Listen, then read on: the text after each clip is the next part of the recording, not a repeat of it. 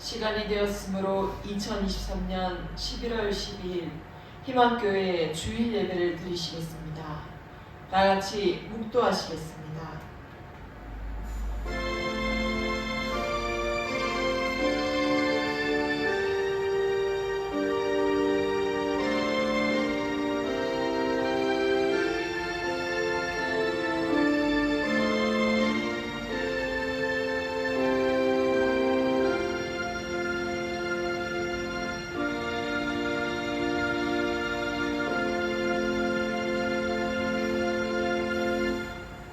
여호와는 나의 힘과 방패이시니 내 마음이 그를 의지하여 도움을 얻었도다. 그러므로 내 마음이 크게 기뻐하며 내 노래로 그를 찬송하리로다. 아멘. 죽을 수밖에 없는 죄인들을 불러 모아 구속의 기쁨을 주시고 천국의 삶을 살게 허락하신 아버지 하나님, 독생자 예수님이 흘리신 보혈의 능력으로 지난 한 주간에도 승리하게 하시고 거룩한 주님의 날에 아름다운 예배 드리게 하시니 감사합니다. 오늘 이 시간에도 저희들이 가지고 있는 절박한 문제와 기도의 제목들이 응답되고 육신의 병마에서 치유되는 기적의 시간이 되게 하시옵소서. 말씀의 능력으로 은혜 받고 새 힘을 얻게 해 주시옵소서. 영과 진리로 드려지는 예배의 감격 안에서 하나님의 권능을 받아 믿음의 지경이 넓어지게 하시옵소서. 저희의 뜻이 아닌 하나님의 뜻이 이루어지고 하나님의 영광이 나타나기를 원하오며 예수님 이름으로 기도하옵나이다. 아멘. 사도신경으로 신앙 고백하시겠습니다. 나는 전능하신 아버지 하나님 천지의 창조주를 믿습니다. 나는 그의 유일하신 아들 우리 주 예수 그리스도를 믿습니다. 그는 성령으로 잉태되어 동정녀 마리아에게서 나시고 본디오 빌라도에게 고난을 받아 십자가에 못 박혀 죽으시고 장사된 지 사흘 만에 죽은 자 가운데서 다시 살아나셨으며 하늘에 오르시어 전능하신 아버지 하나님 우편에 앉아 계시다가 거기로부터 살아있는 자와 죽은 자를 심판하러 오십니다. 나는 성령을 믿으며 거룩한 공교회와 성도의 교제와 죄를 용서받는 것과 몸의 부활과 영생을 믿습니다. 아멘. 찬송가 28장 찬송하시겠습니다.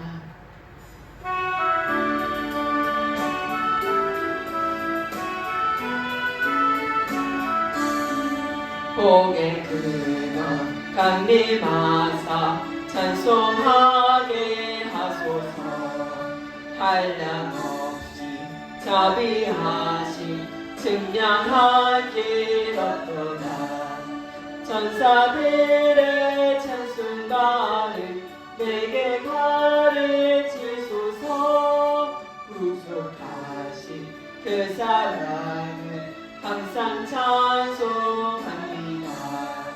주의 크신 도움 받아 이때까지 왔으니 이와 같이 천국에도 이르기를 바라네. 하나님의 품을 떠나 죄에 빠진 우리를 예수 구원하시려고 보혈을 흘려주셨네. 주의 귀한 은혜 받고 일생 빚진 자 되네.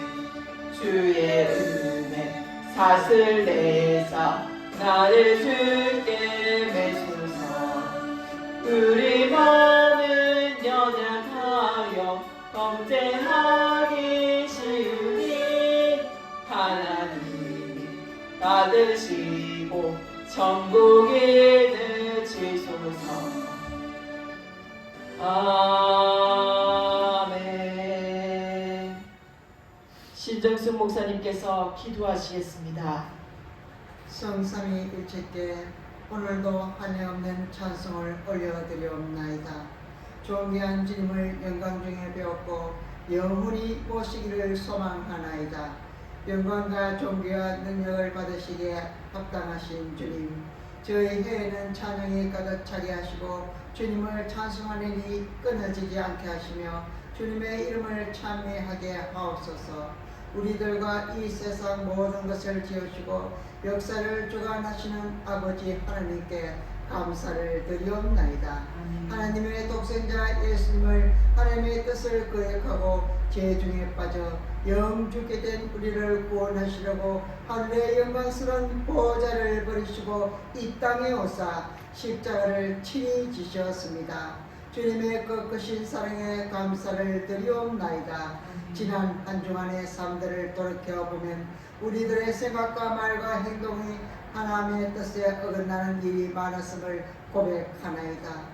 이 시간 주님의 십자가의 보혈로 깨끗이 씻어주시고 성령님의 도심 속에 용서의 확신과 새 힘을 주옵소서. 광야에서는 하늘로부터 만나와 양식을 주셨던 주님, 오늘도 이 예배 시간에 광야 같은 우리의 메마른 밭에 영의 양식을 먹고 말씀의 씨앗이 뿌려져 열매 맺게 하시어 죽어가는 우리의 영혼에 말씀으로 소생되어 주님을 만나 기쁨으로 찬양 올려드리게 하옵소서. 지금 이 시간 말씀으로 영의 양식을 먹이시는 안소정 목사님께 하나님의 전신갑주를 입혀주시고 말씀을 받아먹는 저희들에게는 회개와 결단이 있게 하옵소서. 전능하신 나의 주 예수 그리스도시여, 오늘도 영의 양식 말씀으로 공급받아 전쟁터와 같은 치열한 삶 속에서 말씀의 무기를 잘 사용하여 분별력 있게 행동하게 하옵소서.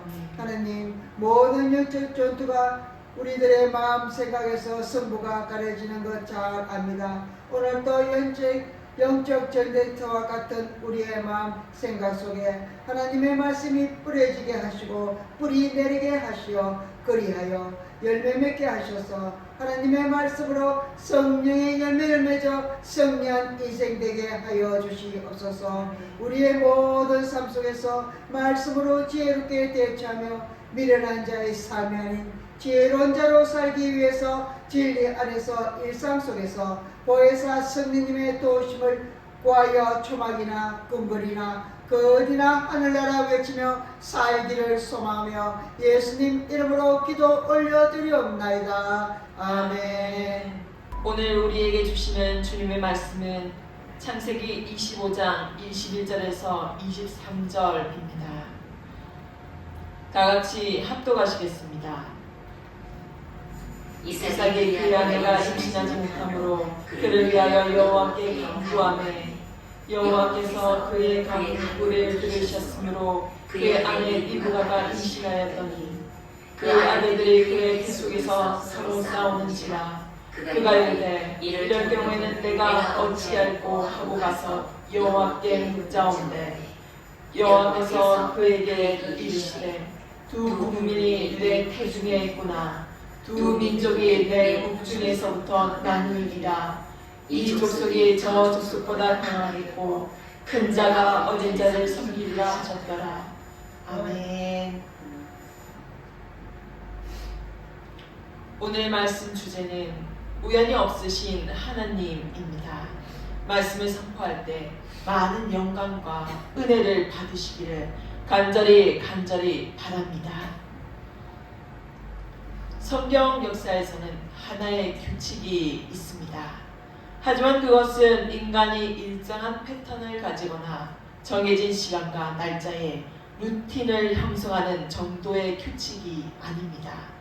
그렇다고 말씀이 잘못 해석되어서 율법을 자기 입맛에 맞는 대로 해석하는 비이상적인 의도를 가진 틀린 해석을 말하는 규칙도 아닙니다.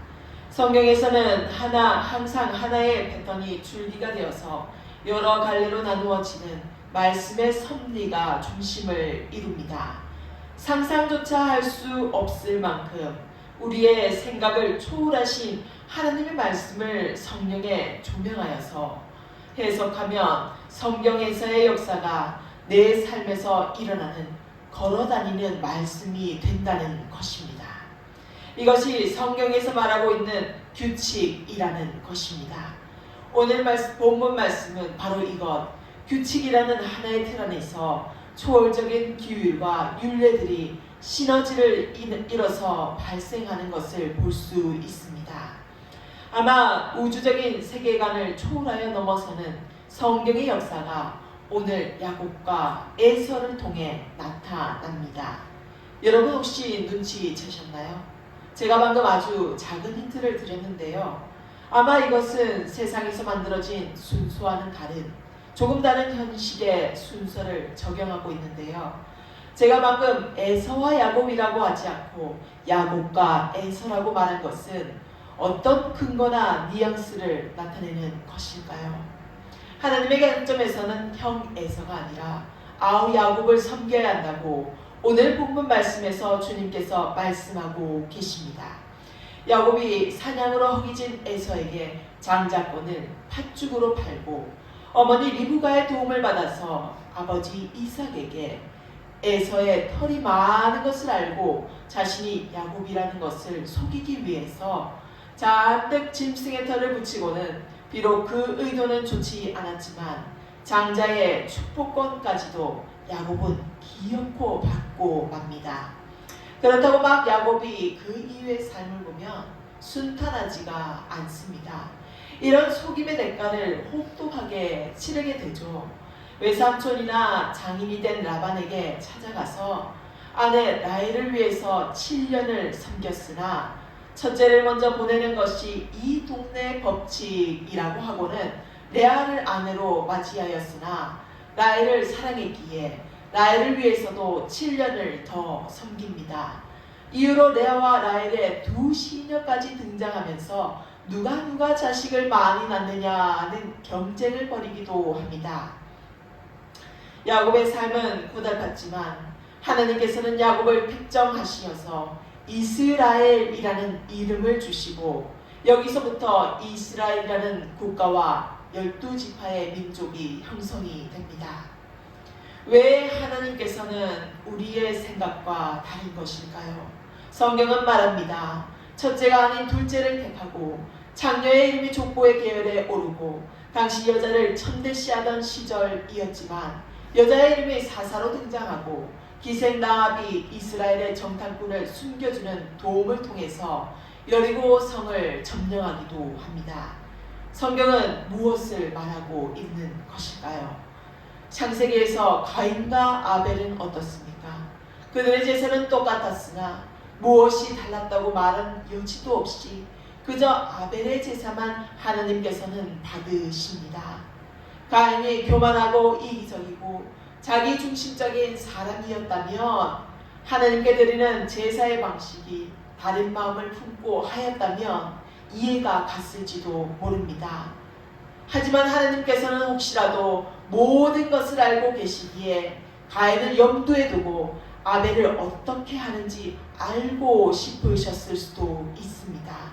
그래서 가인의 제사를 받지 않아도 가인은 아벨을 인정하고 박수 쳐주면 그만인데 가인의 마음을 그렇지 않았습니다. 아벨을 살해하고 죽음으로 아벨의 피가 울고 있습니다. 그렇다면 가인은 하나님께 제사를 드려도 사람을 죽일 수 있을 만큼의 악한 생각이 그를 지배하고 그의 품성이 그를 살인으로 이끈다는 것을 하나님께서는 이미 알고 계셨을 것입니다. 아벨의 제사가 정결하였고 아벨의 제사만을 하나님께서 받으셨지만 이미 아벨을 죽이기 전에도 살인자의 마음을 가진 두 마음을 품는 가인의 제사는 도저히 불결하여 이미 받지 않으셨다는 것을 입증합니다. 저희 할아버지께서는 항상 첫째는 실패다라고 말씀하셨습니다. 그 말씀이 처음에는 이해가 되지 않았습니다. 같은 사람인데 왜 실패자로 그렇게 낙인이 찍히듯이 말씀하시는지 공감이 되지 않았습니다. 할아버지의 말씀을 오랫동안 곱씹어 보았습니다. 아이를 낳은 사람들은 더욱더 공감이 될지도 모르겠습니다. 첫째는 항상 다부지지 못합니다. 항상 동생에게 장난감을 빼앗겨서 양보합니다. 고지람을 듣는 것도 항상 첫째가 단번입니다. 이쯤 되면 억울하기까지 하죠. 물론 첫째가 다 그런 것은 아닙니다. 요즘에 비하면 예전에는 첫째가 좀 허당미가 있는 경우도 있지요. 당시에 어머니를 낳으신 할아버지의 가족은 큰 형님이 계셨습니다. 그러나 큰 형님은 성격은 허허거리시며 욕심도 그리 많지 않으셨습니다. 할아버지는 둘째셨지만 장자 역할을 톡톡히 해내셨습니다. 가문의 가장이 되어서 결혼을 하시고도 부모님께 생활비를 꼬박 붙여주셨습니다.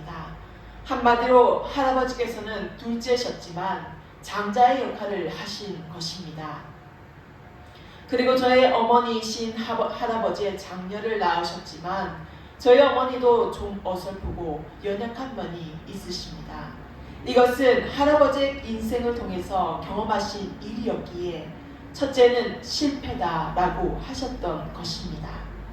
그리고 성경에서 보면 첫째는 항상 죄를 저지르는 경우를 종종 볼 수 있습니다. 야곱의 장자 르우벤은 아버지의 첩이자 종인 비라를 육으로 범하는 죄를 저지릅니다. 그래서 장자권은 요셉에게로 돌아갑니다. 그러면 다윗의 자식들은 어떻습니까? 다윗의 첫째인 암논이 여동생을 범하여 결국 장자의 치욕스러운 명예를 안고 압살롬에게 살해당합니다. 성령의 눈이 멀어서 아주 성숙하지 못한 행동을 저지른 것이죠. 주님께서는 항상 시계바늘을 거꾸로 돌리십니다. 그리고 다시 놓아두시고 정방향으로 시계방향을 가게 하십니다. 성경은 과거와 현재와 미래까지도 공존하는 시간들을 보여주곤 합니다. 내가 과거에 저지른 죄가 있다면 그것은 시계바늘이 거꾸로 돌아가는 것입니다. 그리고 지금의 내가 죄된 모양을 보고 시간은 멈춥니다. 다시 시계바늘을 놓으신 주님의 시계가 미래를 가리킵니다. 미래의 나는 현재의 내가 되어서 재고백과 사함으로 구원의 발자취로 나아갑니다. 창세기 46장에서 48장은 야곱의 애굽의 이주에 대한 초점을 맞추고 있습니다. 야곱의 인생은 말년이었습니다. 그의 말년에 대한 인생 고백은 나그네 세월, 얼마 되지 못하고 험악하였다는 것입니다. 인생의 날들을 짧고 빠르게 지나갑니다. 돌이켜보면 나이가 되면 그렇게 더욱 그러할 것입니다. 아름다운 추억, 행복한 사건도 많이 있지만 험악하였다고 고백할 수 있습니다. 야곱의 인생을 돌이켜 보십시다. 그의 유년기, 청년기는 축복을 받기 위해서 달려간 길이었습니다. 축복, 즉 우리의 출세라는 목적을 위해 오로지 달려간 길이었습니다. 수단과 방법을 가리지 않고 아버지를 속이고 형님을 속이고 그의 목적을 달성하였습니다. 그러나 그 대가는 죽음에 대한 도망밖에 없었습니다. 하란, 즉 오늘날 외국으로 망명하여 외삼촌 집으로 가다가 진정한 신앙의 성숙의 기회인 하나님을 체험하게 됩니다. 속인 대가로 자신도 외삼촌에게 속임을 당하고 20년 동안 14년은 아내를 위하여 6년은 양떼를 위하여 봉사하게 됩니다. 이거 완전 생고생이지요. 속이고 도망하였더니 다시 속임을 받고 완전한 죄의 순환이 돌고 도는 거죠. 그래서 완벽하거나 완전한 자는 없습니다. 특히 하나님의 관점에서는 더더욱 그렇습니다. 죄의 대가를 치르려야만 하나님의 사람이 될 수 있습니다. 물론 죄를 지은 것은 잘못이지만 죄를 다시는 범하지 말라는 하나님의 시도에 우리는 응답하고 기다려주시는 하나님의 품으로 우리는 십자가와 회개라는 통로를 통해서 안길 수 있습니다. 하나님께서 우리에게 용서라는 선물을 기회로 주셨는데 우리는 죄인들을 향해서 결코 정죄하거나 판단할 수 없다는 것을 아셨으면 합니다. 신이 그들을 판단하고 정죄치 않으시는데 우리 보잘것없는 인간이 왜 신노릇을 하려고 합니까? 그것은 상당히 위험한 일입니다. 다시 죄인의 길로, 지옥의 길로, 마귀의 길로 향하는 가장 빠른 지름길이 죄짓고 남에게 그 죄를 전염시켜서 오염이 되게 하는 것입니다. 그러나 야곱에게 돌아온 것은 정당한 대가가 아니었습니다. 무슨 말일까요? 청년기를 힘겹게 외국 생활로 마친 야곱은 고향으로 돌아가려 하지만 20년 전 형님 에서에게 지은 죄 때문에 두려워합니다.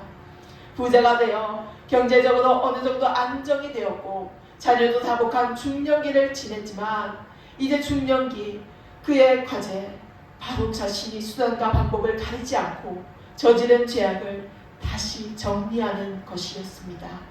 다행히 형님 에서를 만나기 전 그는 하나님을 만남으로써 다시 신앙을 회복합니다.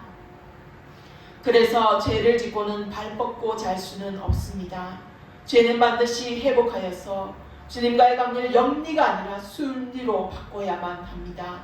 가식적인 고백이 아니라 사람을 통해서 하나님의 손길과 모습을 볼 수 있는 성숙함도 가지게 됩니다.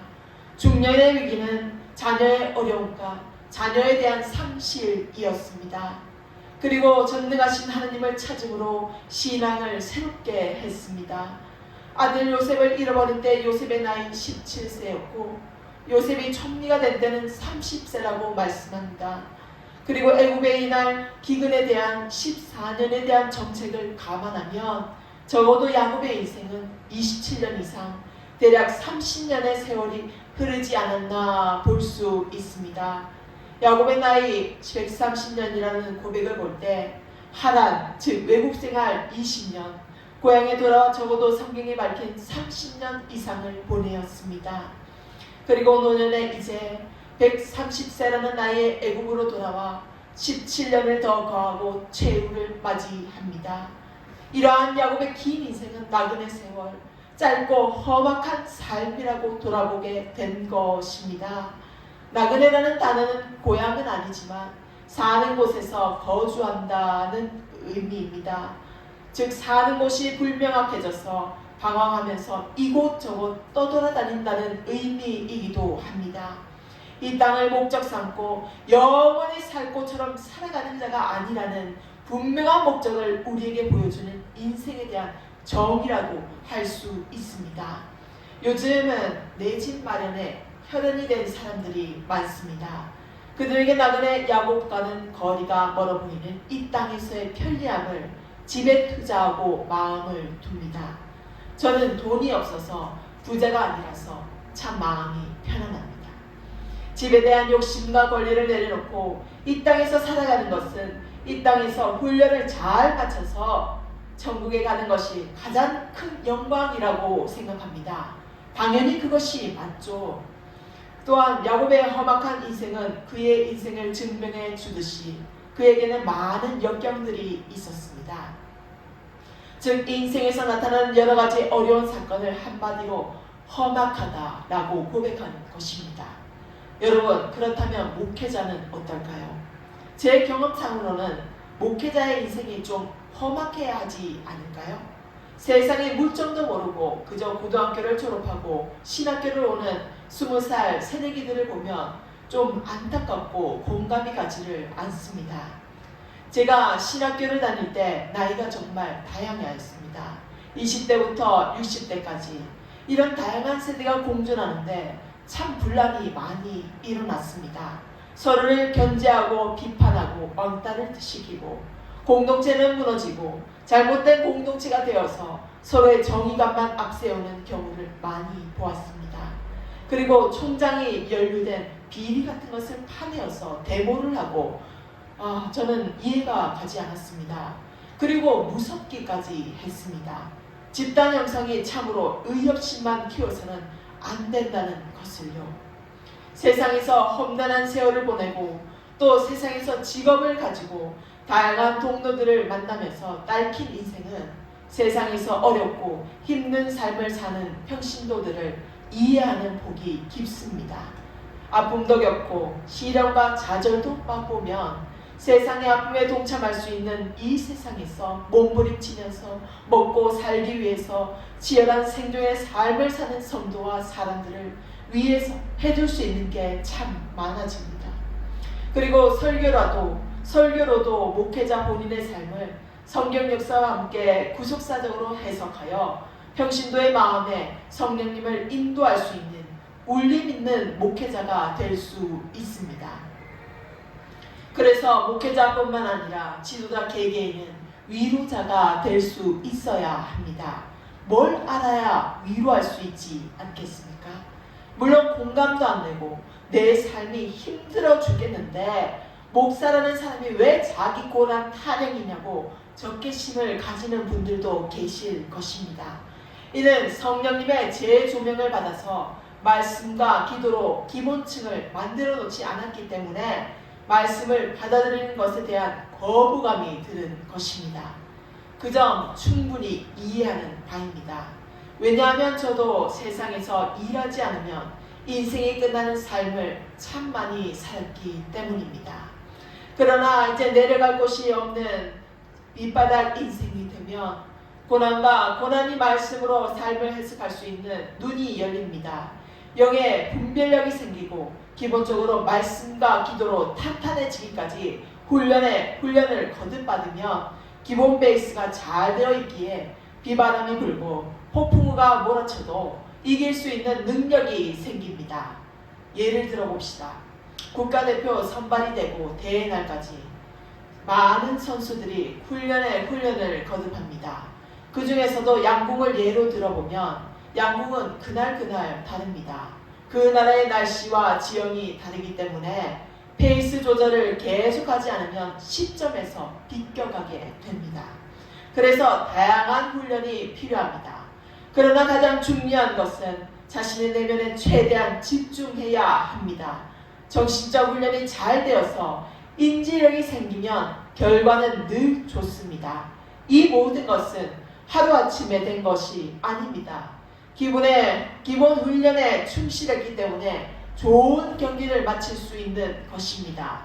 물론 훈련을 하면서도 좌절과 여러 복합적인 감정을 대할 때 자기 내면의 집중에 포커스해서 이길 수 있는 대회에서 금메달을 딸 수 있는 만족스러운 경기를 접할 수 있게 되는 것입니다.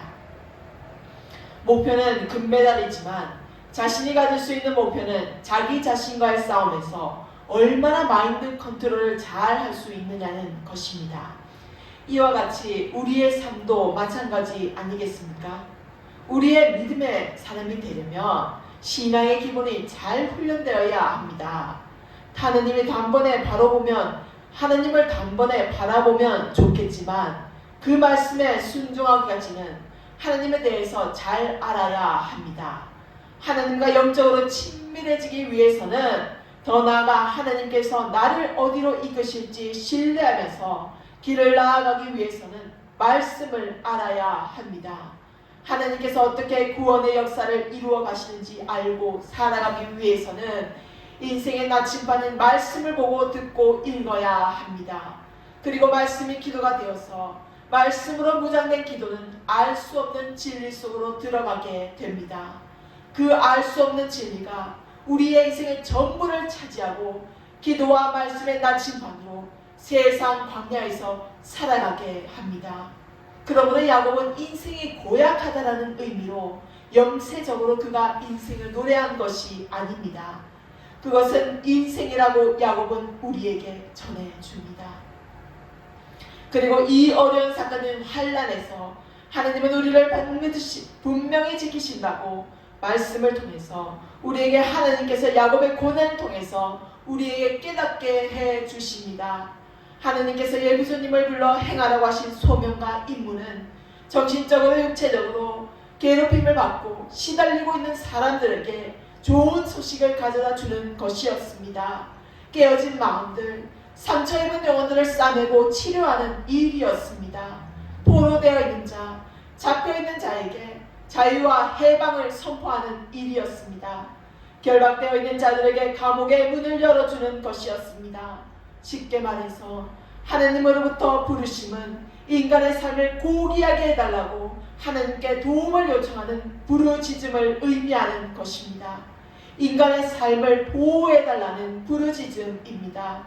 인간의 삶을 축복해달라고 하는 부르짖음입니다. 이것이 예수가 받은 소명이요 사명이었습니다. 또한 모세를 향한 하나님의 부르심은 고통의 절규라는 상황 속에 놓여 있습니다.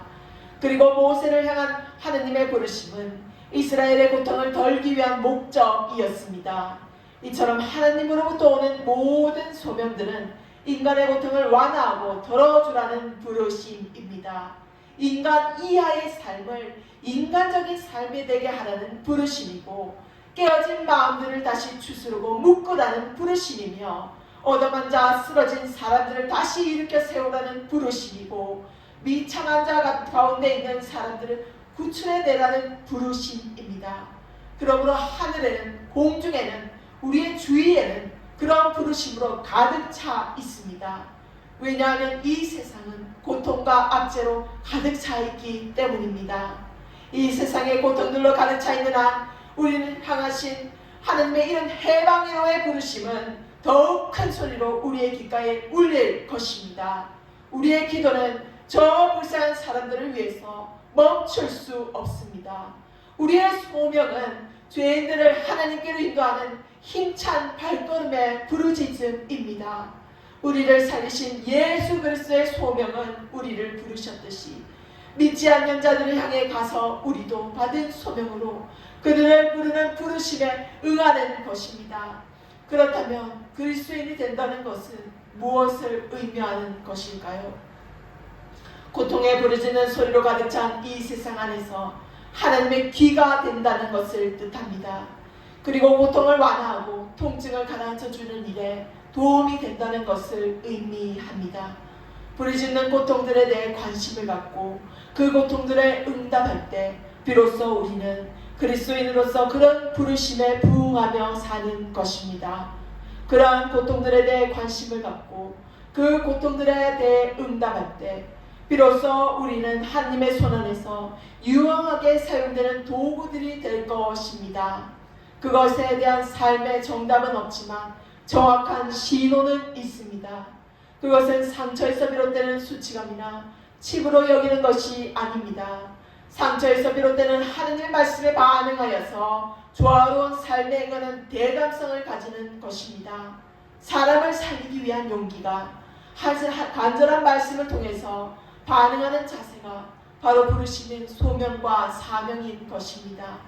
나와 같은 아픔을 가진 자들의 상처를 말씀으로 치유하고 회복되고 소생케 하는 역사가 일어날 때에 나와 같은 나보다 더하거나 덜한 아픔에 얼마 되지 않아서 채 아무지 못한 사람들을 위한 회복의 거울이 바로 우리 내면에서 상처가 공감과 이해와 다양한 마음 표현들로 감싸여 상처가 별과 같이 빛나는 상처 고리를 깨며 비록 흉터는 남았지만 그 흉터가 다른 사람에게 거울로 비추게 되는 것입니다. 영광의 흉터가 되는 것이죠. 이것이 바로 밑바닥을 내리친 자들이 아는 일명 밑바닥 믿음의 영성이라고 할 수 있겠죠. 그것은 목회자뿐만 아닙니다.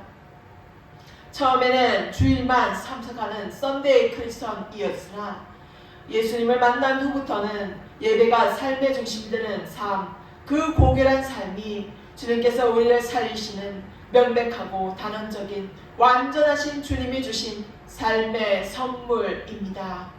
우리 주위를 둘러보면 참으로 가지각색의 사람들이 많습니다. 아주 과감한 사람들도 많지요. 세상은 우리에게는 넓기 때문에 이 세상 저 세상 돌아봐도 겉모습은 달라도 생존을 위해서 이 땅만을 바라보면서 살아가는 어리석은 이들이 참 많지요. 그렇게 아등바등 살다가 이번 생은 망했다고 생각하면서 스스로 목숨을 내던지는 인생 회사에서 사직서를 내고 지옥에 취직하는 사람들이 얼마나 많은지 모릅니다. 그것이 꼭 내가 아니라는 법도 없지 않습니까? 저는 항상 죽음 너머의 세계를 건너간 저의 아버지를 생각합니다. 그리고 자살하신 아버지를 말도 안 되게 본받아서 자살은 절대 안 돼 라는 신념이 있습니다. 그리고 더 나아가 자살하는 사람들을 건져달라고 부르짖어 기도합니다. 아버지가 자살한 데에는 저만의 이유를 붙이고 삶의 교훈으로 받아들입니다. 내 가장 가까운 가족, 그것도 거룩함을 세마포도 덧입어 영혼을 살리는 목회자가 자살을 하였으니 다른 사람들도 자살을 하기 전에 미연에 방지하고자 하는 나만의 삶의 철학이 있습니다. 아직도 정신을 못 차리면 안 되잖아요. 아버지가 그렇게 죽음으로 내던져져서 저 썩어가는 육신의 실체를 가슴에 무덤을 만들어서 묻고는 이것이 또한 거울이 되어서 더 이상 삶의 낭떠러지에서 삶을 포기하려는 영혼을 구해야 된다는 사명의 영향을 준 참본인이 바로 저의 아버지 아니겠습니까? 육신의 아버지는 비록 자살로 모든 삶을 곤두박질치고 도망하였지만 저의 영의 아버지는 영원한 천국에서 함께할 수 있으니 얼마나 큰 축복인지 모릅니다. 지금 이 순간에도 삶을 휘청대며 사는 사람들을 위해서 말씀드리고 싶습니다. 절대 자살은 안 된다는 것을요. 저는 자살을 직접 보고 또 자살한 아버지의 싸늘한 죽음을 보니 더더욱 말리고 싶습니다. 한 번 더 생각해 보세요. 죽음은 결코 우리가 결정할 문제가 아니라는 것을요. 예수님의 사랑으로 덧입은 제가 여러분을 위해서 늘 기도하겠습니다. 자살이라는 생각이 들 때마다 저의 삶을 보시고 희망을 가지셨으면 좋겠습니다. 사랑하는 성도 여러분, 우리가 세상을 살아가는 것은 우리의 편안함을 위한 것이 아닙니다. 예수님의 십자가 사랑이 우리를 험악한 야곱의 삶으로 인도하여도 우리는 천국 백성이 되기 위해서, 그리고 천국에 갈 수 있는 많은 영혼들을 위해서 하루하루 감사한 마음으로 살아가시기를 그렇게 기도하고 기도하오니 그렇게 살아가시는 여러분들이 되시기를 주님의 이름으로 축원합니다. 기도하겠습니다. 주님 감사합니다. 우리의 삶이 야곱처럼 험악한 세월을 다 보내었다 하더라도 기뻐할 수 있는 것은 우리가 하나님의 자녀라는 이 소중한 예배의 자리를 통해서 깨닫게 해주시니 얼마나 감사한지요. 오늘도 우리를 위해서 또 기도하는 지체들을 위해서 우리는 끝까지 예수님의 사랑을 전해야 하는 택함 받은 자의 책임이 있다는 사실을 알게 하여 주시옵소서. 우리에게는 가진 것이 없으나 주님을 위해서 늘 공급해 주시는 산소와도 같은 그 사랑이 있습니다. 그 사랑을 너무나도 당연한 것처럼 여겨져서 신앙의 위기가 오고 믿음의 시련이 와도 굳건히 기본이 잘 훈련되어 믿음의 반석으로 우뚝 설 수 있게 하여 주시옵소서.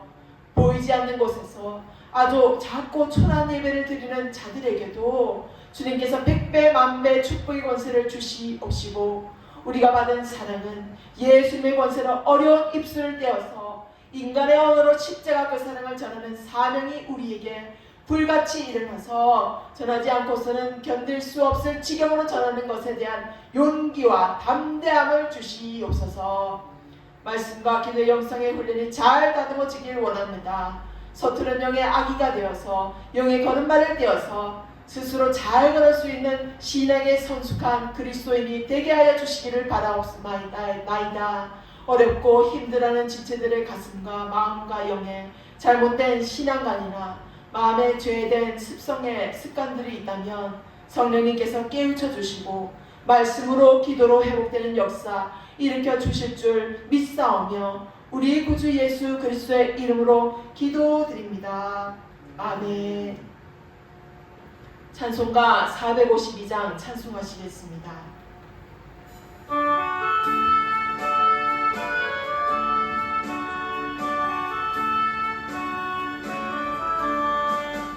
내 모든 소원 기도의 제목 예수님답게 원함이라. 예수님 형상 나 잊기 위해 세상의 부하 아끼잡네. 예수님답게 내가 원하네. 날 구원하신 예수님은 내 마음속에 지금 보도사 주님의 형상 잊으소서. 부안한 사랑 풍성한 긍휼 슬픈 자 위로 하시는 주. 길 잃은 죄인 그르는 예수 그 영상 함께 하옵소서. 예수님 닮기 내가 원하네.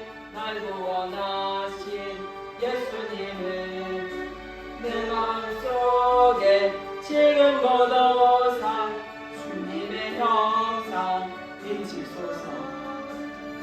선한 예수 거룩한 주님 원수의 멸시 참으시사 우리를 위해 구원을 받은 구주를 함께 하옵소서. 예수님 함께 내가 원하네 날 구원하신 예수님은 내 마음속에 지금도 거사 주님의 정성. 아멘. 봉헌기도 드리시겠습니다. 우리의 물질이 사용되어지는 곳이 거창하고 요란한 궁전과도 같은 곳이 아니라 가진 것이 초라할지라도 우리의 마음을 담은 진심이 통하는 가장 작은 곳에서부터 이 물질의 기도가 심기어지기를 원하옵나이다. 우리가 삶을 살아갈 때에 이 물질이 우리에게 시험과 낭망을 가져오지 않게 항상 감사하며 자족하는 마음 내리어 주시기를 원하옵나이다. 우리의 세계관이 돈의 사용이 정립되어서 가장 필요한 것에 사용되게 하시고 이 물질의 정성을 다해 드린 손길 위에 세상이 보기에는 아무것도 아닌 것 같이 보여도 영으로는 이 세상이 담을 수 없는 초월된 하나님의 우주적 관념이 우리의 생각을 깨어나게 하실 줄로 믿사옵고 사랑하는 주님을 위해 드린 이 예물을 하나님께 간절한 마음으로 진심 다해 드리옵나이다. 감사드리오며 사랑하는 예수님 이름으로 기도드립니다. 아멘. 여호와는 내게 복을 주시고 너를 지키시기를 원하시며 여호와는 그의 얼굴을 내게 비추사 은혜 베푸시기를 원하시며 여호와는 그 얼굴을 내게를 향하여 드사 평강 주시기를 원하노라.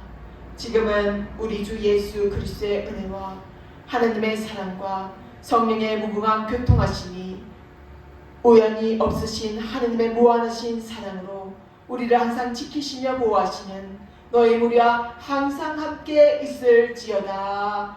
아멘.